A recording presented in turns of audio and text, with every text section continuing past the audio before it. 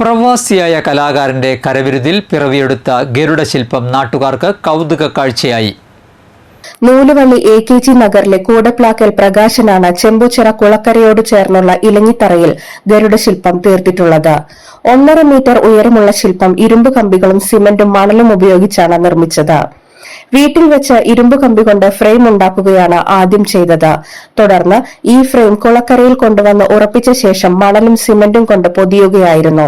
തുടർന്ന് മിനുക്കുപണികൾ നടത്തി enamel paint കൊണ്ട് നിറം കൊടുത്തു. ഒരാഴ്ച സമയമെടുത്താണ് പ്രകാശൻ ജീവസുറ്റ ഗരുഡശില്പം പൂർത്തിയാക്കിയത്. ഞാനൊരു പ്രവാസിയാണ്. ഒരു 28 വർഷമായിട്ട് വിദേശത്താണ് ജോലി ചെയ്യുന്നത്. അപ്പം ഇങ്ങനെ ഒരു ശില്പം ഇവിടെ ചെയ്യണമെന്നൊരു ആഗ്രഹം ഉണ്ടായിരുന്നു. ഒരു ഈഗിളിന്റെ ഒരു ശില്പം ഞാൻ ചെയ്തു. ഈ നാടിനും എനിക്കും ഒരു ഇത് കിട്ടാൻ വേണ്ടിയാണ് അത് ചെയ്തത്. ഇത് വെച്ചാൽ ഞാൻ ഈ സ്റ്റാച്ചു ഉണ്ടാക്കാനായിട്ട് എനിക്ക് ചെറുപ്പം മുതലേ ഭയങ്കര ഇൻട്രസ്റ്റ് ആയിരുന്നു. അപ്പൊ ഞാൻ ക്ലേ കൊണ്ടൊക്കെ ഇങ്ങനെ സ്റ്റാച്ചുകളൊക്കെ ഉണ്ടാക്കായിരുന്നു. സ്കൂൾ പഠനകാലം മുതലേ ശില്പനിർമ്മാണത്തിൽ കരവിരുത് തെളിയിച്ചിട്ടുള്ളയാളാണ് പ്രകാശൻ.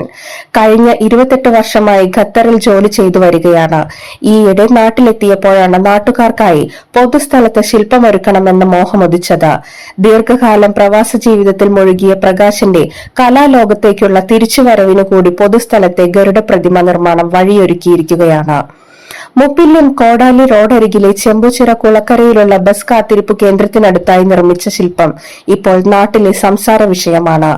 അടുത്ത തവണ നാട്ടിലെത്തുമ്പോൾ ഇതിനടുത്തായി പെങ്കിന്റെ ശില്പം കൂടി നിർമ്മിക്കാൻ ആഗ്രഹമുണ്ടെന്ന് പ്രകാശൻ പറഞ്ഞു.